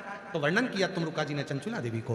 पहला, मंदिर में जहां नंदी बैठता है, उस नंदी के जो पांव उठा हुआ रहता है नंदी का, उस पांव के पास वाली जो जगह होती है, सीधा जो हाथ होता है, वहां बैठ जाओ, भले कुछ मत मांगो, थोड़ी देर बाबा का दर्शन कर लो, श्री शिवाय नमस्तुभ्यम कह लो, ओम नमः शिवाय कह लो, कुछ भी नहीं मांगोगे तो भी भोलेनाथ तुम्हें खाली नहीं भेजेगा।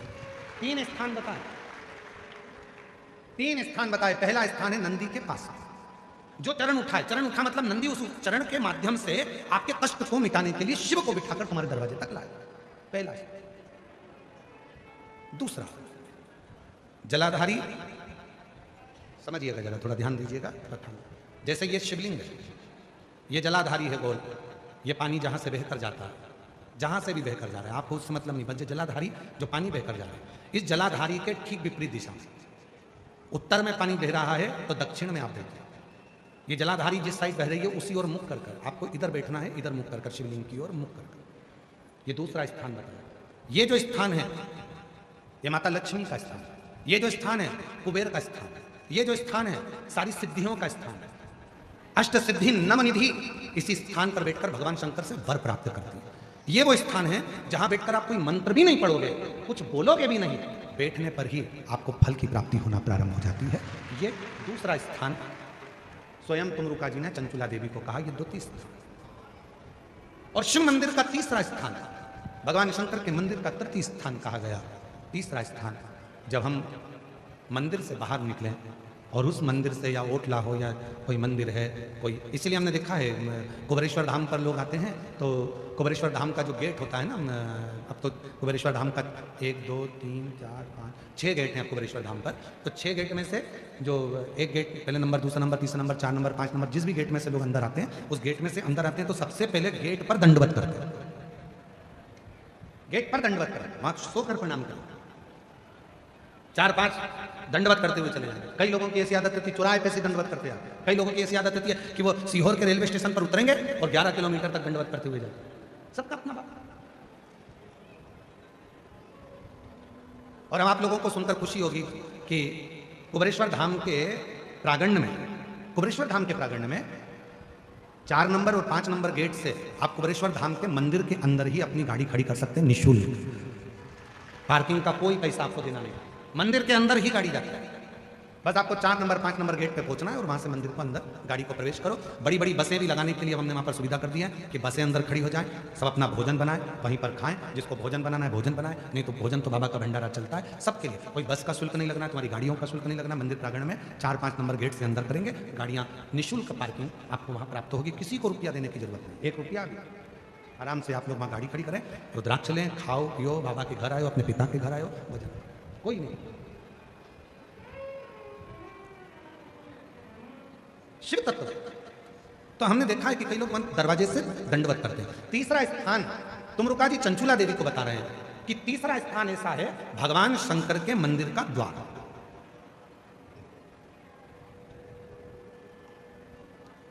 शिव मंदिर का द्वार। और जो भगवान शंकर के मंदिर के द्वार के बाहर, द्वार से जैसे दरवाजे से थोड़ा सा बाहर निकलकर यदि आप शिव मंदिर की ओर मुख कर आप 2 क्षण के लिए भी बैठते हैं, कोई मंत्र नहीं बोलते, कोई साधना नहीं करते, कोई व्रत नहीं करते, तो भी शिव आपको उसका फल देता जरूर है। 3 कौन कौन सी 3 जगहें जम के बोलेंगे सभी। पहले नंबर का नंदी का जहां चरण उठा है उसके पास, दूसरे नंबर का जहां जलाधारी पानी बहकर जाता है उसके ठीक विपरीत की ओर, जलाधारी की ओर, और तीसरा स्थान शिव के द्वार। फल जैसे एक नारी के गर्भ में अगर कोई गांठ पड़ जाती है, चेस्ट में गांठ आ जाती है, कोई पुरुष कोई नारी को अगर शरीर में कहीं पर भी गठान हो जाती है, कहीं पर भी गांठ पड़ गई, डॉक्टर को दिखाने जा रहे हो और मन में भ्रम उत्पन्न हो रहा है कोई बीमारी ना लग गई हो, शरीर में कहीं पर भी गांठ हो जाए, कहीं पर आप प्रयास करो। शिव मंदिर के जब पूर्णिमा का दिन हो, प्रदोष का दिन हो, सोमवार की अष्टमी का दिन हो, सोमवार का दिन हो, चंद्रमा की रोशनी जब शिखर पर पड़ रही है और उस शिखर की छाया जहां पड़ रही है उसी जगह पर बैठकर एक बेलपत्र शिव पर चढ़ी हुई चबा चबा कर रात्रि के समय उसको खाना प्रारंभ कर दो। 3 या 4 प्रदोष, 3 या 4 सोमवार, 3 या 4 पूर्णिमा आप करोगे, शरीर की गांठ धीरे धीरे गलना प्रारंभ हो जाएगी और शरीर में गांठ नहीं होगी, वो रोशनी। और इसका प्रताप यहां वर्णन किया गया। देखिए शिव महापुराण की कथा में स्वयं नंदी जब भगवान शंकर के पूजन की तैयारी कर रहे थे और चंद्रदेव का आगमन हुआ, चंद्र को प्रणाम किया, चंद्रदेव के अंदर अभिमान आ गया कि मुझे प्रणाम कर रहा है, नमन कर रहा है। किसी किसी को लगता है प्रणाम करो तो उसको लगता है कि मुझे प्रणाम करना है, मुझे जगह दी गई है, मुझे स्थान दिया गया है ना, प्रणाम किया बड़े के नाते, सम्मान के नाते। चंद्रदेव ने पूजा की थाली को देखा और देखकर पूजा की थाली को चंद्रदेव ध्यान नहीं दिए और चंद्रदेव नंदी को कुछ अपशब्द करने लगे। अपशब्द करते हैं तो नंदी का दिल रोता है भीतर से। शिव भक्त का हृदय यदि रोता है तो उसका दंड व्यक्ति को भोगना ही पड़ता है। अब चंद्रदेव नंदी को अपशब्द कहकर चले गए, पूजा की थाली को लांग कर चले गए। अब चंद्र की स्थिति जो गई, चंद्रदेव अपने ससुराल में गए और दक्ष प्रजापति ने चंद्र को काया का रोग दे दिया। काया का शरीर में एक ऐसा रोग लग गया काया का कि वो छूटता नहीं, छूटता। कई बार बच्चे जन्म लेते हैं, बुद्धि का विकास नहीं हो पाता, शरीर का विकास नहीं हो पाता, हाथ पैर से कमजोर रहते हैं, पलंग पर सोए रहते हैं, बॉडी काम नहीं करती है, बच्चे चल नहीं पाते हैं, दौड़ नहीं पाते हैं, बैठ नहीं पाते हैं, भोजन नहीं कर पाते हैं, सुन नहीं पाते, बुद्धि का प्रयोग नहीं कर पाते। उनके लिए ये चंद्रशेखर शिव महापुराण की कथा कर रही है। डॉक्टर का इलाज करवाओ, डॉक्टर शिव का रूप है, वो जैसा बताएं वैसा भी करो, और साथ में एक चावल का दाना, एक सफेद दुर्वा, दूबा में ही बगीचे की दुर्वा जो लगती है उस दूब में ही एक सफेद दुर्वा भी लगती है, सफेद दुर्वा, एक चावल का दाना, एक सफेद दुर्वा और एक कनेर का फूल, ये तीनों शिव जी के मंदिर में प्रदोष के समय पर चढ़ाना प्रारंभ करिए। दुर्वा लेकर आ जाओ, चाने का जो चावल का दाना है वो लेकर आ जाओ, चावल के दाने को पीस लो, चावल के दाने को पीस लो और पीस के उसमें दूध का लेपन, थोड़ा सा 2 बूंद दूध का, गाय का दूध मिल जाए तो उसका लेपन कर कर बच्चे के हृदय पर त्रिपुंड उसी चावल के दाने के दूध का लेपन करें और जो दुर्वा लेकर आए हो उसको पीस कर जो उसको भोजन देते हो उस भोजन में मिलाकर उसको खिलाइए। धीरे धीरे बच्चे का आप देखेंगे कि वो खुद उठने का प्रयास करेगा, हाथ पैर चलने का प्रयास करेगा, बुद्धि काम करना प्रारंभ करेगी और बच्चा एकाग्र चित्त का होता चले जाएगा, विवेक का। कुछ प्रदोष कर कुछ, और ध्यान रखिए प्रैक्टिकल जरूर करें, प्रैक्टिकल का जमाना है, बिना प्रैक्टिकल के काम नहीं चलता। प्रयास आपको करना है, अपने कपड़े की बटन अपने को लगाना है, अपना भोजन अपने को करना है, अपनी खांसी अपने को खांसना है, अपनी छींक अपने को छींकना है, अपना सिर दुखे तो गोली भी अपने को खाना है, तो व्यवस्था भी आपको करना है, करना आपको।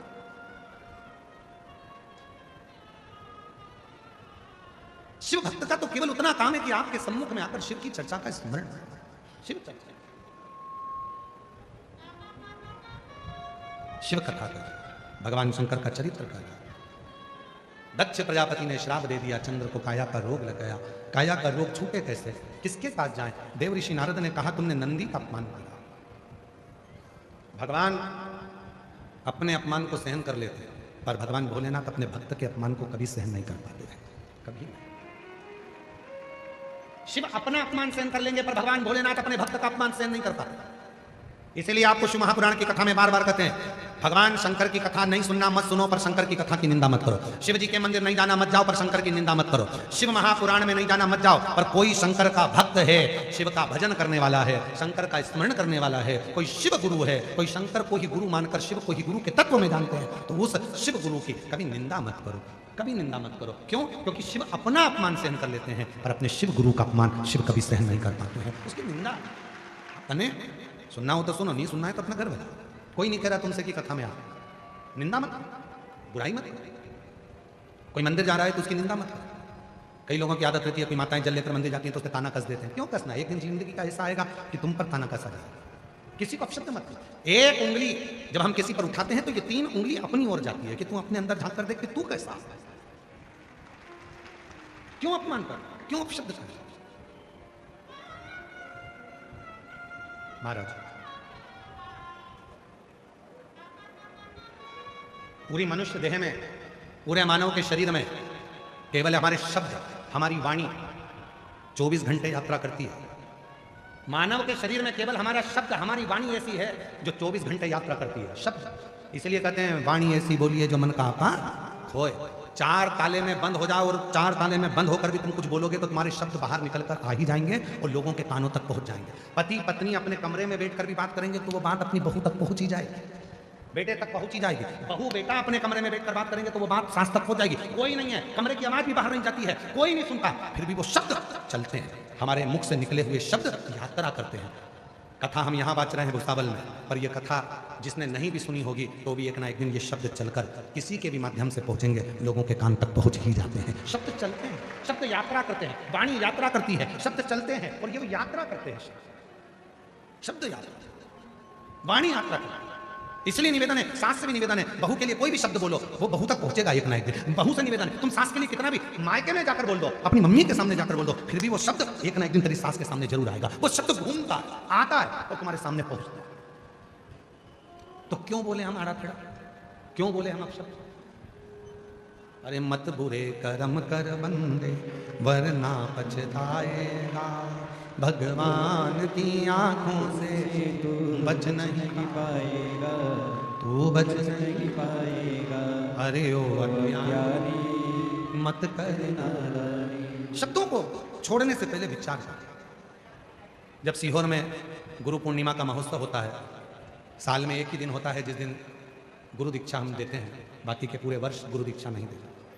एक ही दिन होता है गुरु पूर्णिमा का दिन, उसके 7 दिन पहले शिव पुराण की कथा होती है, गुरु पुराण की कथा होती है, शिव गुरु कथा चलती है। जब उसमें गुरु पूर्णिमा के समय पर शिव भक्त सीहोर पहुंचते हैं, कथा श्रवण करते हैं, तो हम उनसे एक ही बात कहते हैं, आप आए हो कथा सुनने का, पर शिव गुरु की बात अपने अंदर उतार कर लेकर जाना कि अपने अंदर की जितनी बुराइयां हैं उसको त्याग, कुछ अच्छा ग्रहण कर, कुछ अच्छा लें अपनी जीवन तो कथा में आना सार्थक है।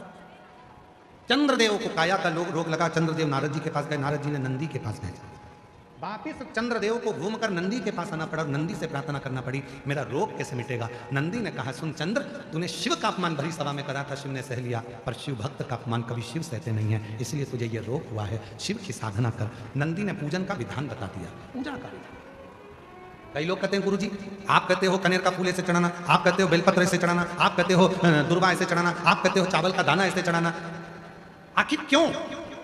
हम उनसे कहते हैं, देखो गोलियां डॉक्टर लिखता है पर उसको खाने का तरीका भी लिखता है। ये वाली गोली खाली पेट खाना, ये वाली गोली रात को खाना, ये दवाई गर्म पानी के साथ लेना, ये दवाई दूध के साथ लेना। डॉक्टर को मालूम है दवाई अगर वो देता तो पूरी दवाई एक साथ खिला देता, पर नहीं, उसको मालूम है ये दवाई कैसे लेना। उसी तरह वेद व्यास जी ने भी शिव महापुराण में सारा विधान लिखा है, कैसे बेलपत्र कब चढ़ाना है, दुर्वा कैसे चढ़ाना है, चावल का दाना कैसे चढ़ाना है, कैसे भगवान शंकर के मंदिर में कहाँ बैठना है, किस तरह से बैठना है, ये तरीका है, ये तरीका है। और जिस तरीके से आप जिंदगी भर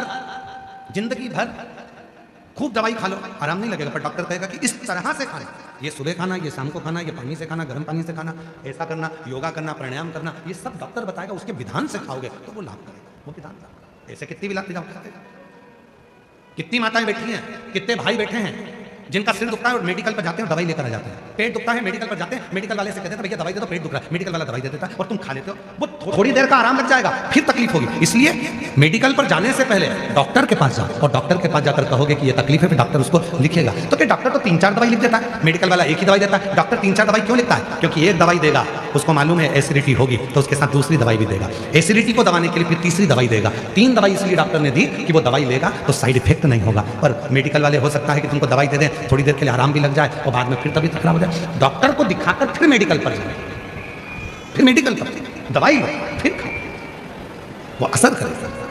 चंद्रदेव ने काया के रोग से मुक्त होने के लिए शिव की साधना करी, तब जाकर चंद्र के काया का रोग समाप्त हुआ। भगवान श्री गणेश जी महाराज का मंगल विवाह हो रहा है, रिद्धि सिद्धि के साथ भगवान श्री गणेश जी पधार रहे हैं। जोरदार ताली बजाकर उनका स्वागत करिए। भगवान श्री गणेश जी महाराज के गले में रिद्धि सिद्धि जयमाला पहना रही हैं, जोरदार ताली बजाइए। रिद्धि सिद्धि के गले में भगवान श्री गणेश जी महाराज ने जयमाला पहनाई है। रिद्धि सिद्धि ने वही जयमाला निकाल कर वापिस श्री गणेश जी महाराज को पहनाई है और गणेश जी महाराज मध्य में आकर विराजमान हुए। हर हर। कल कथा का समय सुबह 8 बजे से 11 बजे तक रहेगा।